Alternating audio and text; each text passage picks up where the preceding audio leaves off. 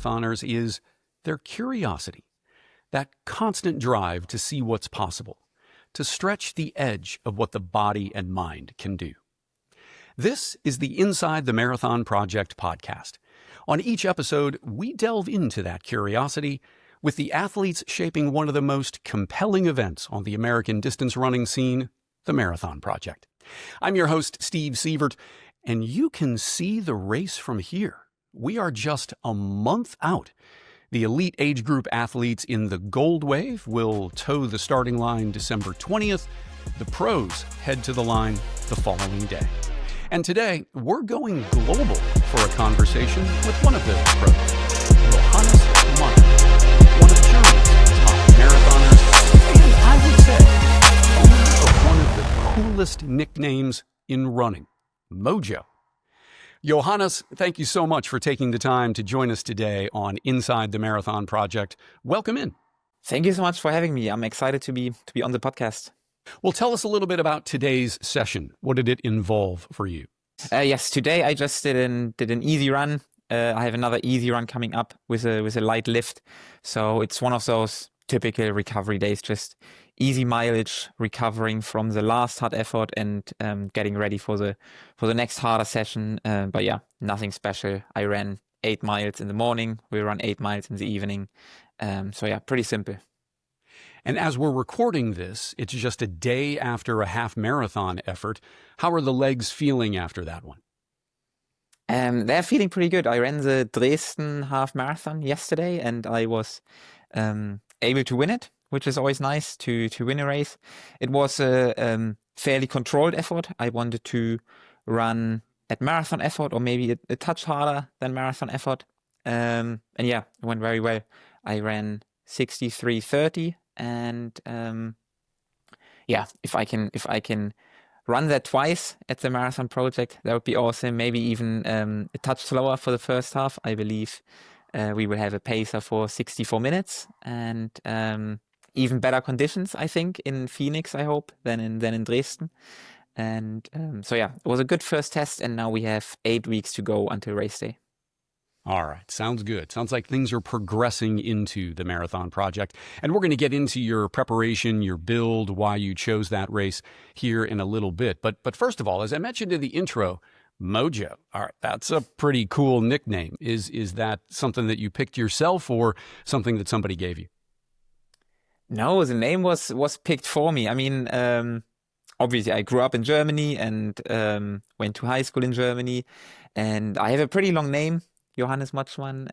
I feel like, and the name Johannes is oftentimes gets nicknames, and someone in high school started calling me Mojo, just a shorter version, which I thought was nice. I mean, Mojo, Motschmann, M-O, Joe, Johannes, J-O, makes sense. And then after high school, I got an athletic scholarship at Iona College, which is now called Iona University in New York, and people struggled a bit with my name, and they asked me if I was given any nicknames in the past, so I told them my nicknames, and they agreed, oh, Mojo is a good name, and yeah, they all started calling me Mojo in America, and yeah, it kind of stuck since then. It does roll off the tongue pretty easily. It's pretty cool. So as you mentioned, you spent some time in the U.S., but you're coming today to us in this interview from your homeland. Where exactly are you today, and where do you spend most of your time when you're in Germany? Yes, I'm currently in a city called Magdeburg. It's a city where I grew up in, and I spent most of my time in my home city, in Magdeburg, and in Berlin, which isn't far from here. My twin brother has an apartment in Berlin, as well as my sister. She also lives in Berlin. So I kind of spent my time here and there. Magdeburg is only 90 minutes from there. So that's where I'm also mostly training. But I also spent my summers in St. Moritz, which is one of my favorite places to run and train in the world, in Switzerland, for altitude training. And yeah, those are basically my training spots. But I still love to spend time in America too. I mean, I spent so much time there during college and after college. My coach is from New York City. I still spend a lot of time in New York City, and I'm there every year. I have a lot of friends there. So yes, and I think that's one of the great things about running, right? That it brings you to so many different places. You get to know so many people and keep so many friendships from all over the world. So yeah, my home is currently Germany, but yeah, I also always love being in America, which is also one of the reasons to that I picked this race in Phoenix. Now, you'll be one of the athletes who's going to require a passport to get to the starting line of the marathon project. So members of our audience might not be that familiar with your story. Who is Mojo? Who is Mojo? Okay.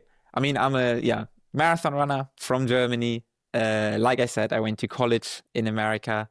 I studied psychology in America, and really enjoyed my time at Iona in New York. Had great teammates, great coaches, a really good college experience, and I was a steeplechaser in college, so I ran on the track. And after college, I decided to go to medical school in Germany and started medical school, and then COVID hit.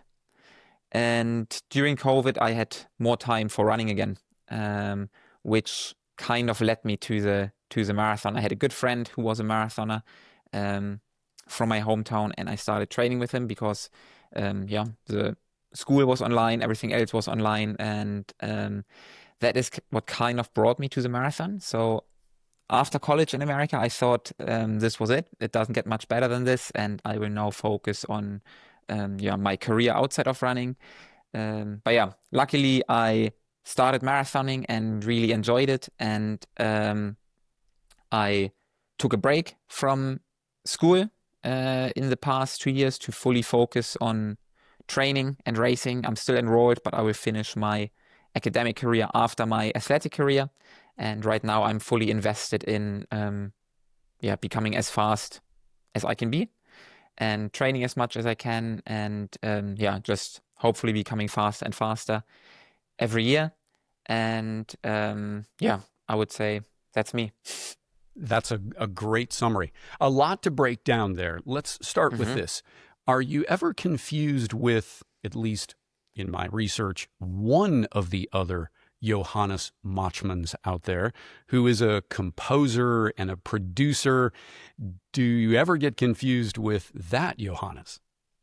Oh, you mean when you do like a Google search? Yes. He's actually a distant relative. Is he? Yes, he is. He is a distant relative. So now I know him. And yes, people have asked me before, but not too often. It doesn't happen too often. I guess not too many people Google me, I guess, that it could happen. But yes, I know what you mean, and he's a distant relative, and I guess very successful in the music industry. Indeed. You might want to hit him up at some point, maybe for the Mojo theme song, because, he has that kind of talent.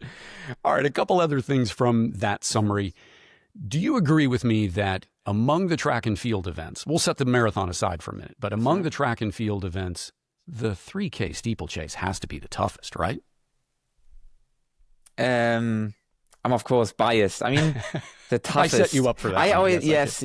I think, for example, the 800 is really tough too. I remember running it in high school, and it was usually the event where you were most likely to puke. I felt like the 800, but the steeple is very tough. Yes. I mean, it requires so much more than just running. I did it because I really enjoyed watching it when I was younger. Whenever the Olympics was on, or World Championships or European Championships, I always looked forward to watching the steeple, and just really enjoyed it. And that was my reason why I wanted to do it. But I was definitely lacking the speed a little bit. My 1500 wasn't fast enough, so I felt like I was never that competitive in championship races. I made NCAA nationals outdoors twice, but yeah, in those competitive kind of tactical races, I felt like I never stood a chance in the kick at the end. And my talent was definitely always in the longer events. But yeah, I still love the steeplechase, still love to watch it. I'm just not doing it anymore. I think the marathon is more rewarding, is more exciting. I like road running. I like the really big events, let's say the Berlin Marathon, the London Marathon, when everyone gets together, when there is hobby runners, professional runners, we're all standing on the same start line. There's lots of fans. I really enjoy it, and I'm very glad I made the move to the roads when I did. To your point, it takes a lot to be a world-class steeplechaser. Grit, toughness, determination. Are those some of the characteristics that you think have set you up well to make this successful transition to the marathon? I mean, definitely, I think. I don't think necessarily just the steeplechase, whether I was a 5K, 10K runner, steeplechase runner. I think cross-country sets you up really well too. I mean, cross-country was probably the most important event at Iona. We were kind of, when I joined Iona, we were, I would say, at least a top 10 school in the nation in cross-country, maybe even top 5, I think, once we finished 5th at nationals. But yeah, so I think cross-country sets you up really well.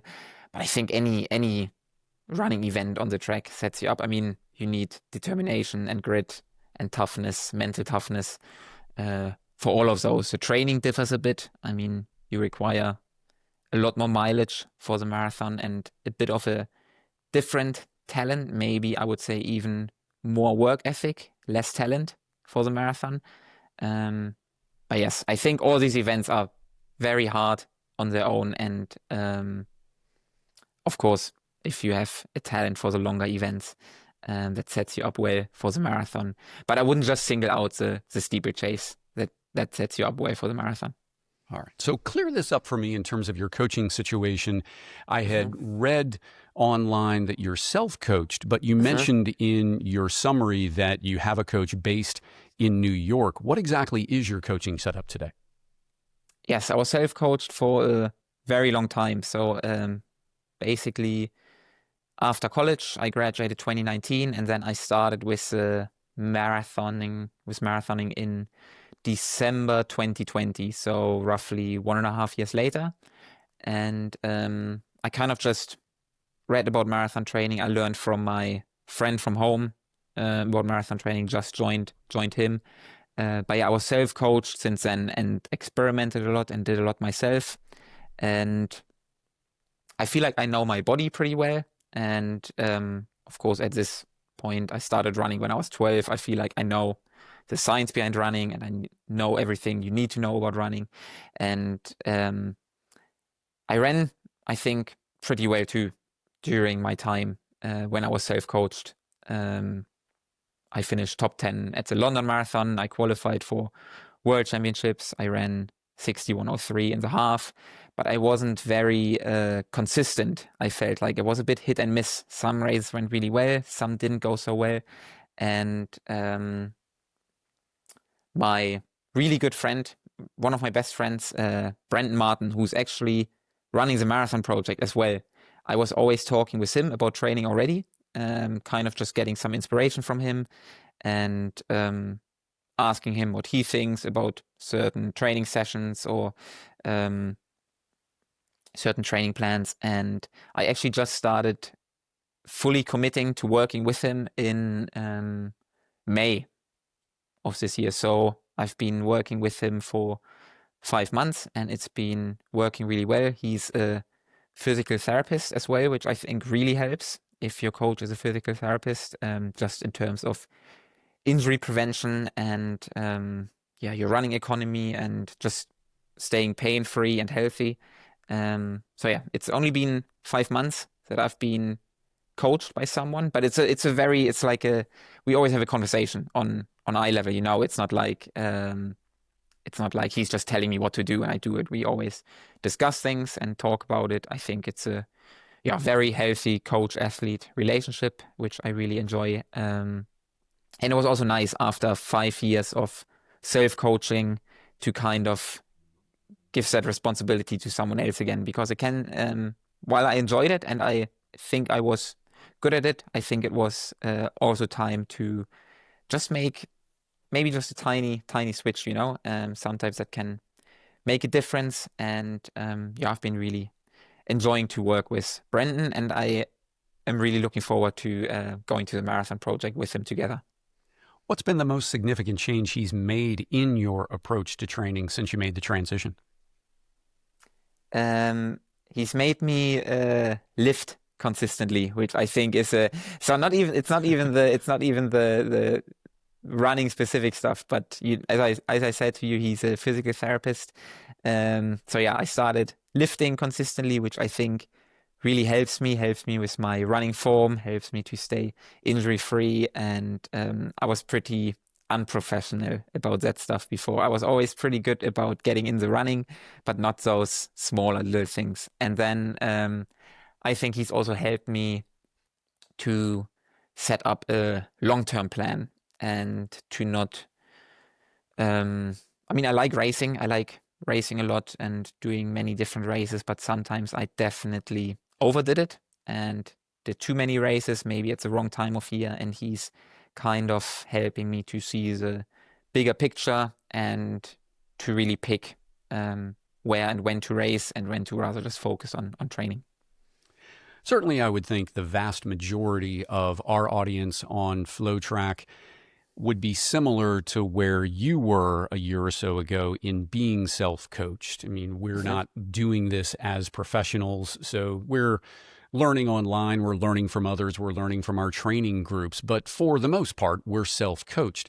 What piece of advice would you give to elite age groupers who are self-coached in terms of how to make the most of that situation? Wow, very good question. I would say it's extremely important to know your body and to listen to your body and to not compare yourself too much to others. I think if you are very intrinsically motivated, like I am for training, I don't need a coach to tell me, oh, you have to train more, train harder today. I think that part I had always figured out. I was always pretty good with. And I think it's in the nature of most marathoners. You don't need to tell them to do more. I think it's important to know, to find the right balance between intensity and recovery. And I think that can sometimes be challenging when you're self-coached, that you do too much and that you maybe don't peak right and that you're maybe just a little bit burnt out. So I think it's really important to listen to your body, to not compare yourself too much. I think, for example, Strava is a great app. I love Strava. I'm very active on Strava. But it's taken some time, I think, in the beginning too, to not compare yourself too much and to really just focus on yourself and listen to your own body and not feel like, oh, you have to now smash another run because someone else had a really good session today on Strava, something like that. That was, for example, just something in the beginning when I started marathoning, when I was pretty young, that I had to figure out.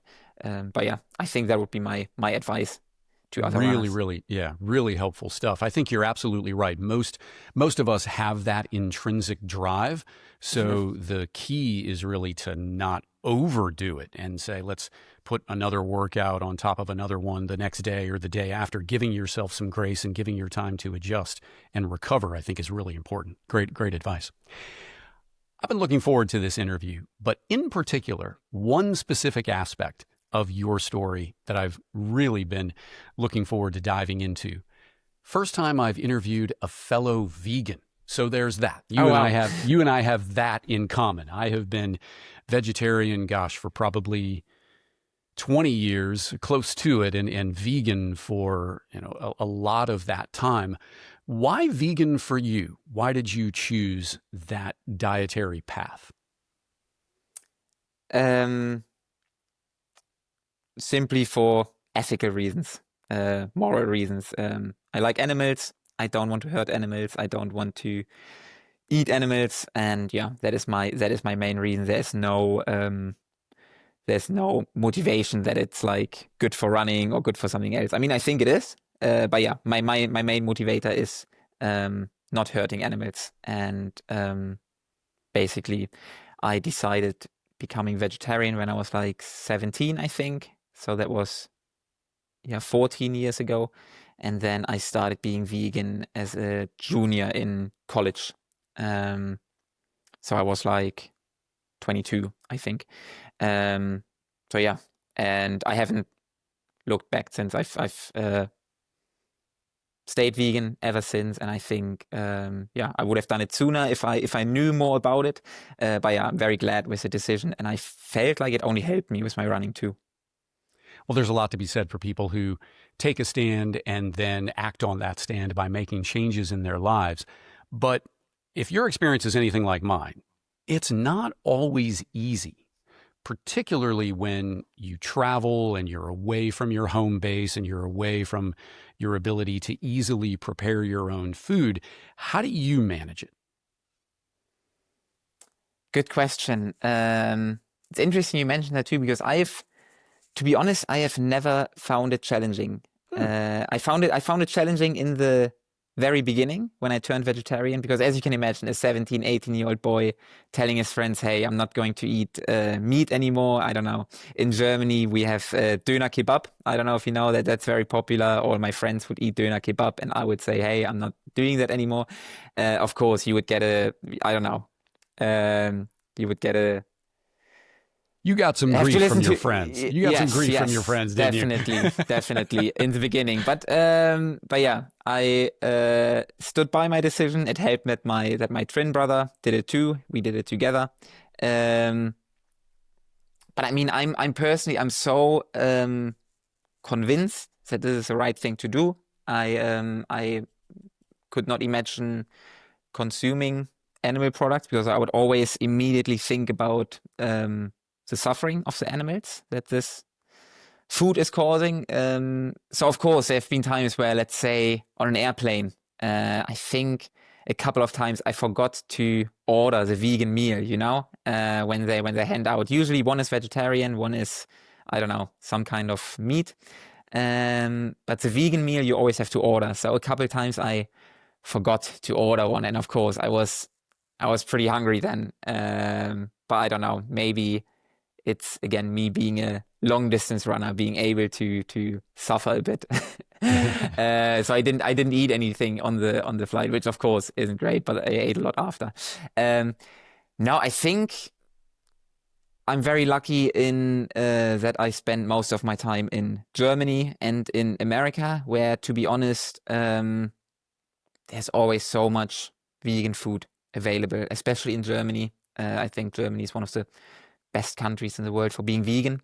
The supermarkets, the restaurants, I always have vegan options, and I experienced the same in New York when I was in college, but also in most other places in America.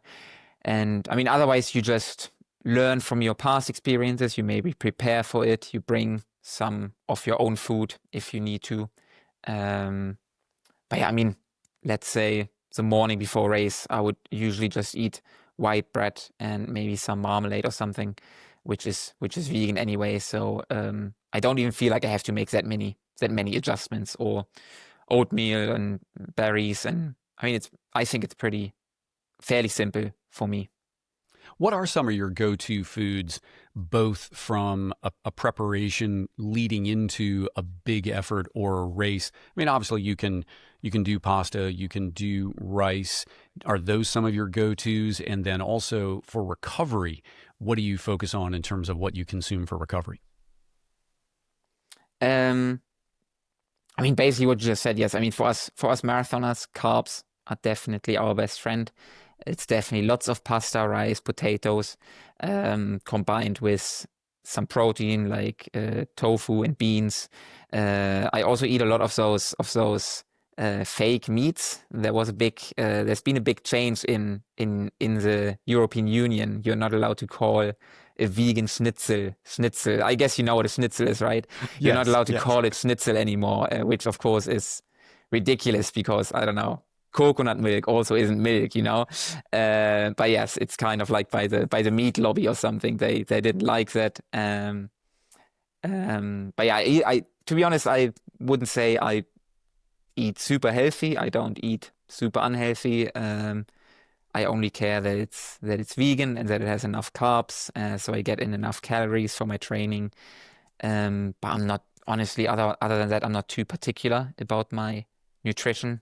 Yeah, I just try to make sure I eat enough. And like I said, in Germany, it really is so easy. I mean, any pizza place has vegan pizzas too and stuff like that. So it's pretty easy. Basically, honestly, just like any other runner, just a vegan version of it. Very good. Well, it sounds like it's working for you for sure. Yes. Fascinating that your brother Lucas, your twin brother, is also vegan. Is he also a runner? He used to be, yes. We used to run together in high school. We always say he was a more talented one because he was the very fast one when it came to like let's say the 400 meters. And at German Youth Championships, he won medals in the 1500. He was always faster in the 800, but he didn't necessarily enjoy the process of training. He enjoyed the camaraderie in the team in high school and races and everything that came with running. He didn't necessarily enjoy the Sunday long run. So he always loved running, and he also went to college in America. He went to Hawaii Pacific University, which was awesome. I got to visit him there over the winter breaks. Not a bad trip. And yes, and they only had cross country. They didn't have track, which he liked. He enjoyed his life there, I would say, and he then stayed involved in running by being a coach for Adidas runners in Berlin and by having his own media agency with Mass Independent, it's called, on Instagram. So he's the face behind that. So he's honestly traveling to so many. He's traveling even more for running than me as a professional runner. He's traveling to so many different road races, trail races, track and field events for coverage and for social media and content creation. So it's pretty cool. We both stayed involved in running. I am an active runner, and he's basically doing everything behind the scenes, which is cool. And he still has a little bit of speed from his college days, because I saw your post on Instagram from the Berlin Marathon, and he was running around the race course, being able to cheer you on at various points on the course. So he hasn't totally lost his speed, which is great to see. Now, is he also your agent? Is he representing you? Yes, that's correct.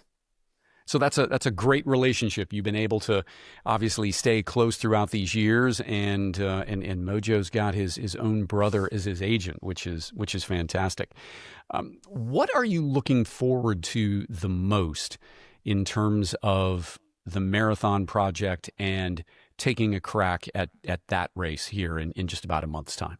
Well, I think what I'm really looking forward to is great conditions and a fast course. I think I have been maybe a little bit unlucky sometimes. It's so difficult with a marathon. You only get 2 or 3 chances a year, and of course you can always try to focus on everything you can control, but something like the weather you can't control, or the field, or the race course. And for example, this past Berlin Marathon, I felt like I was in very good shape, and everything went very well during the prep, and I was healthy and fit. But then it was pretty hot. I think it was the hottest Berlin Marathon ever recorded. Maybe there was one hotter one, they said, in the like 20 years ago or something. But it was very warm, and I was still able to run very close to my personal best. And I think on a cool day, I would have been able to run, hopefully, a couple minutes faster. And now I hope I can prove that and show that at the marathon project on a very, very fast course. I mean, I haven't experienced it myself, but again, my coach, Brandon Martin, he ran the first event during COVID. When was that? During 2020 or so, or 2020? Yes. Yeah, 2020. Yeah. And he said the course is as fast as it gets. So yes, I'm just really looking forward to hopefully put in another really great training block, and then be able to show what I can do in really good weather conditions, which I think Phoenix will have really good conditions at that time of year on a very fast course. Yeah, I wanted to dive into the Berlin race a little bit. I think that race, which, I mean, obviously it would hold a special place in your heart given that you're from Germany, but I think it's starting to lose maybe a little bit of its reputation about of having good weather because of your experience this year. I ran it in 2023. It wasn't as warm then, but it was much warmer than it typically is because you can almost bank on a good weather day at Berlin, but at least 2 out of the 3 years, that's not been the case. What adjustments did you have to make both leading into the starting line, knowing that it was going to be a little bit warmer, and then also as the race unfolded? Well, I think the challenging thing was to put your ego aside a little bit. And I think that's where Brandon, my coach, helped me a lot to tell me, okay, there's no point in going at the same pace we had planned initially if there were good conditions for this race. So he said I should really just go out at 65 minutes for the first half, which is probably the slowest I've gone out in a marathon since maybe my first or second one. I usually always went out in like 63:30 to 64 and then struggled a bit. But yeah, because of the weather, there was no point in going out that hard. And that was a main adjustment, the pacing, I think, and staying relaxed, focusing on getting in the carbs and the fluids, and yeah, just staying as relaxed as possible. The hotter, because it also got hotter. I mean, a marathon takes 2 hours, so it got hotter and hotter during the race too. And otherwise, I just had like a cooling strategy. I stayed really cool before the race. I barely warmed up because I think it didn't make much sense to do a proper warm-up in these conditions. I had a cooling vest. I had one of those cooling headbands during the race, and yeah, just drank a lot of water, stayed cool, and really mostly focused on those things and only focused on properly racing in the second half or even just the last 10K, and just made sure I get there. I get to the second half feeling okay. And I think a lot of other people paid the price early because of the weather, which I respect too, that they still went for it. But I was glad to make that decision to adjust my plan and adjust my plan based on the conditions. All things considered then, tough day weather-wise. You finished 11th in 2:10:40. How would you assess that performance? I was very happy with the placing, 11th. I did not expect to finish 11th. I realized a lot of people dropped out. A lot of the North African runners dropped out. I think all the Japanese guys had a really, really good day. I guess they are also somewhat used to it, training in Japan throughout the summer. But yeah, I was very happy with 11th place, even though I got outkicked by 1 second by a friend from Italy for 10th. 10th, of course, would have been great. But no, I was very happy with 11th. I was also surprised I almost ran my PB. I missed it by 1 second in those conditions. I think that was a really great sign. So overall, I was very happy with the race. I would say maybe A-. I think I could have waited a little bit longer. I think I went with like 30K and then paid the price at like 37. And I think if I would have waited a little bit longer, I could have had a stronger final 5K and definitely secured top 10. But I mean, there's always something in any race, and you always learn from every race. And I was very happy with the performance. Feels like that sets you up really well going into the marathon project. And that's a good link to my next question. We've been very fortunate to have some fantastic runners on this podcast who have shared a lot of insights. Rory Linkletter was one of our guests, episode 3, I believe it was. And he mentioned something in our discussion about how each marathon builds on the next. And when you think about it, that makes sense, pretty simple, but at the same time, it's pretty profound because you do want to take something from each of those races even if it's a race perhaps that doesn't go according to plan. Maybe there's something more to be taken from that type of situation than even a race that goes really well. So two-part question, is that something that you buy into? And if so, what is it that you would take away from, say, Boston, your effort in Boston this year, to Berlin, and now leading into the marathon project? Yeah, I definitely agree with Rory on this one. I mean, I've been a marathoner for nearly 5 years now, and I've done, I'm actually not sure, maybe 9 marathons. So it's not even that many, over the course of 5 years. So of course you take away something from every race, but also especially from every build. No marathon build is the same. You always change something else, learn something about yourself, you see what works. And I think you also need that. I think otherwise you stagnate at some point. You want those new stimuli. So yeah, like you said, I had Boston and Berlin this year. Boston being my worst marathon of all time. Berlin probably being my best, even though I missed the PB by 1 second, but I rate it as my best marathon. From Boston, I definitely learned that I raced too much before. I raced pretty frequently before, and I felt pretty cooked going into the race already, which isn't great, going into Boston, a hilly marathon. And so I definitely learned then that I should maybe focus more on a single race. And it also made me decide to be fully coached by Brandon. And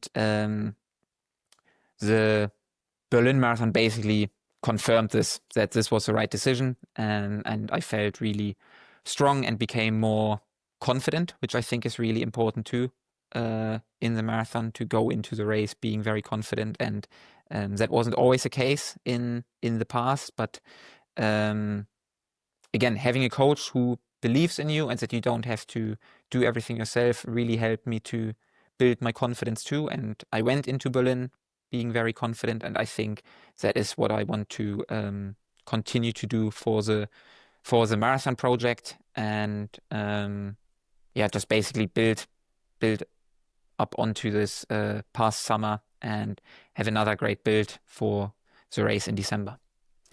There's a saying that confidence takes evidence, right? Evidence builds confidence. And coming off of Berlin, calling it your best marathon ever, you've got some confidence, certainly, heading into the starting line in Chandler.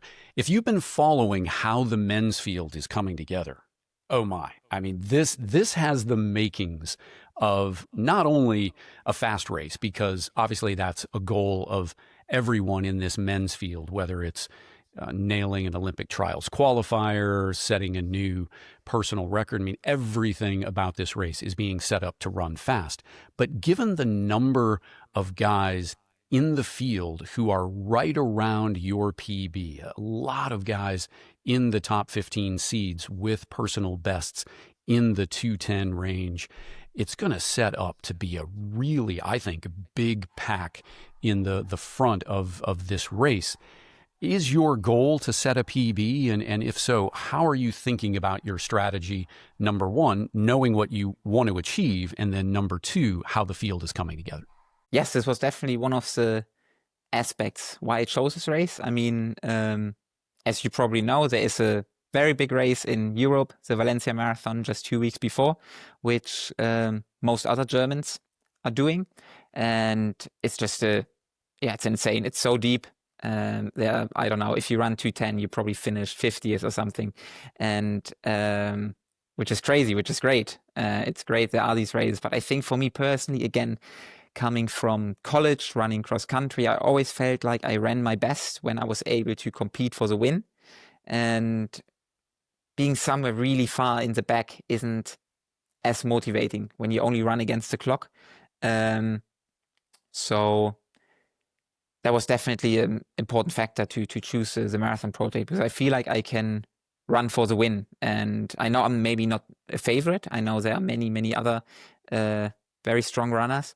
But I like the idea of being in the front pack and competing for the win and not just running against the clock. I think that can be pretty tiring mentally over the course of 2 hours if all you care about is the pace and the clock, which would be maybe the case in Valencia. So yes, I'm very glad there are so many other good guys doing this race, and I'm glad that we can run together and also help each other. I think in the first 20 miles of the race, I think that's usually the case in marathons, which is great, that we always help each other, the competitors. But yeah, then in the final 6 miles, it's all about just racing and getting the win. You mentioned earlier in the conversation about how you're taking more of a long view now that you're working with your coach. How do you look at the marathon project setting you up moving forward in 2026? And what do you have planned next year in terms of continuing to pursue your marathon goals? For this one, I really just hope I can finally put down the time that I think I'm capable of, and that, of course, always gets you more opportunities, in the future. If you are a 207, 208 marathoner, you have more opportunities in the coming years compared to a 210 marathoner. So I hope I can do that at the marathon project, and then get more opportunities in 2026, maybe at a major again in the spring. I'm not sure yet which marathon I'm running in the spring. In August there's the European Championships again, but there's of course also the Berlin Marathon, which is probably my favorite race, in September again.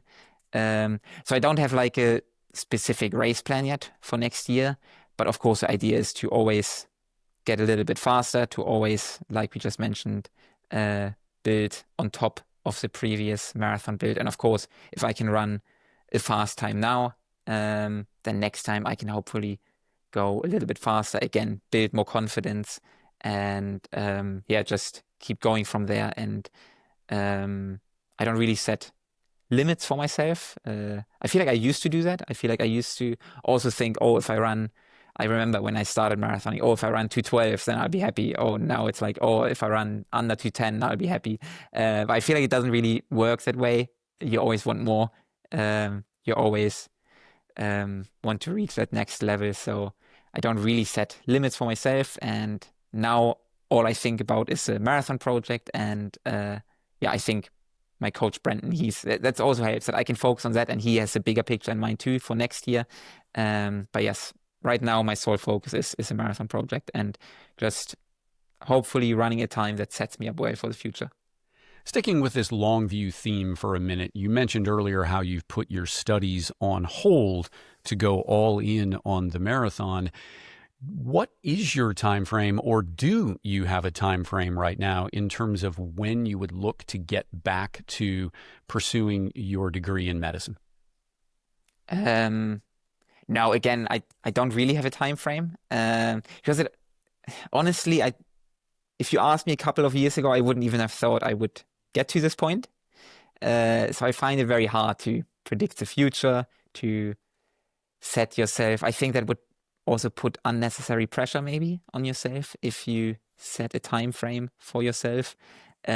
So no, to be honest, for me personally, it's way better to not stress too much about those things, to stay a bit more present, to just think about the next race, and of course to have everything else in mind of what I want to achieve in the sport or in life outside of running.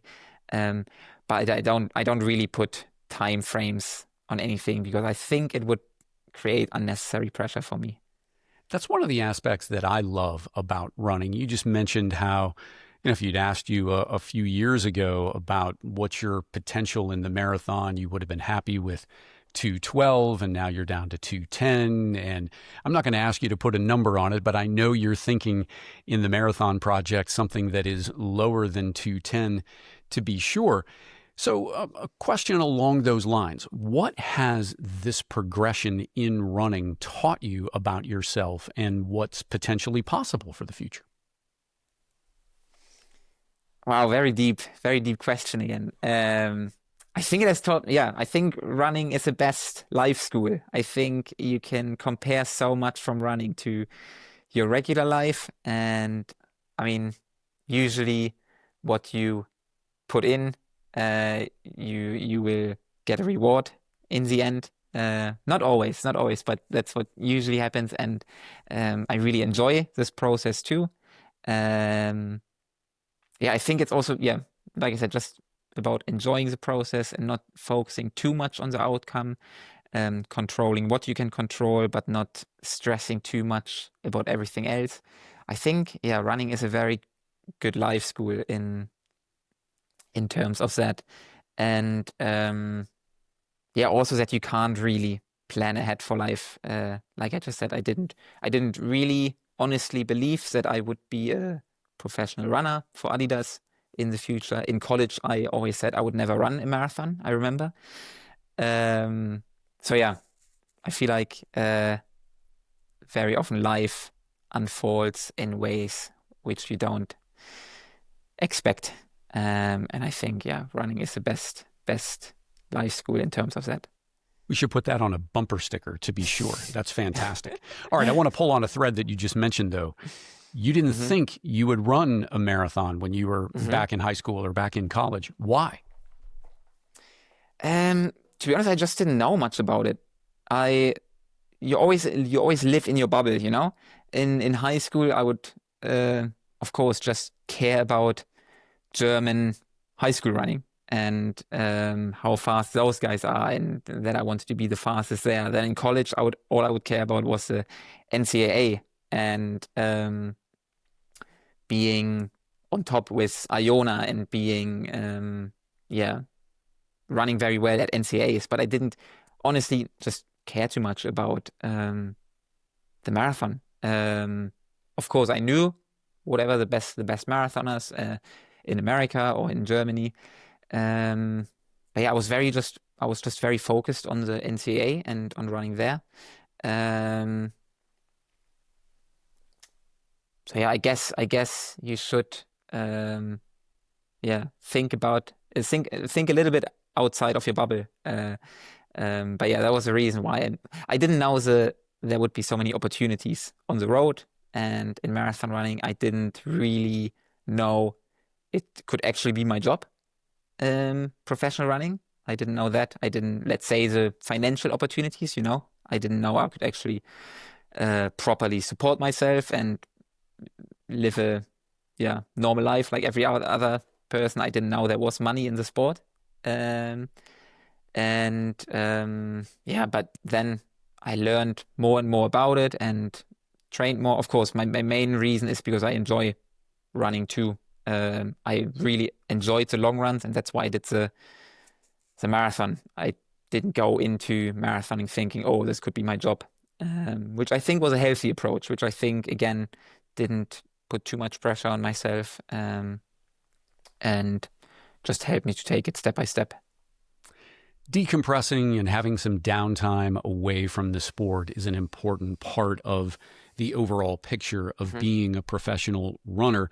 What do you do to get away from the sport, whether it's watching television or playing video games or some other type of leisurely pursuit? What's your go-to just to disconnect away from the sport for a bit?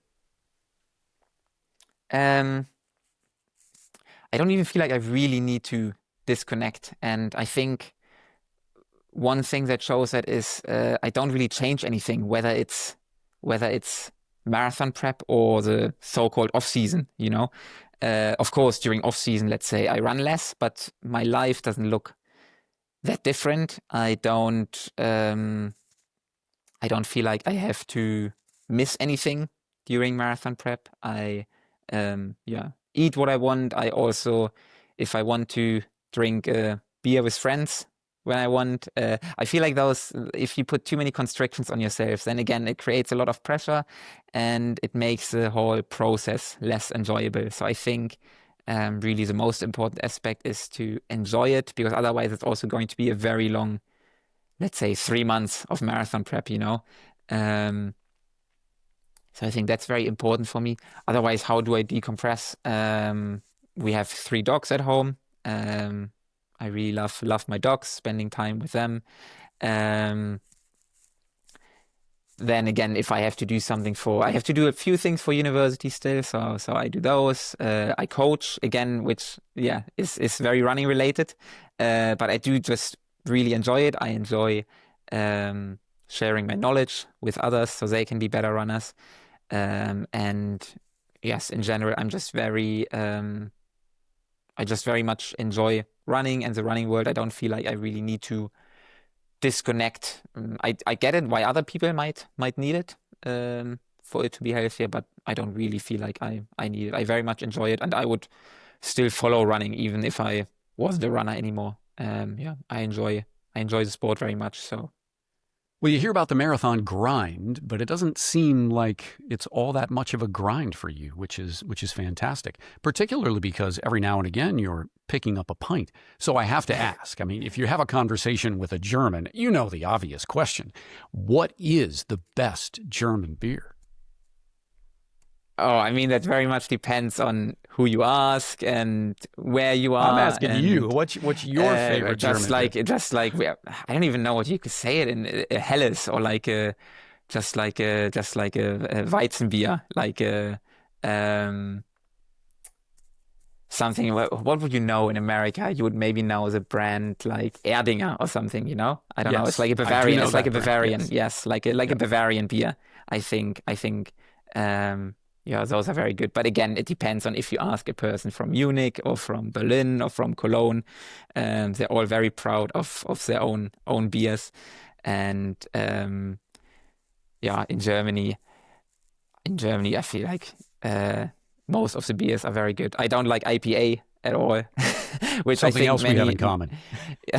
Which many Americans I feel like, especially again in New York, where I spent so much time in those.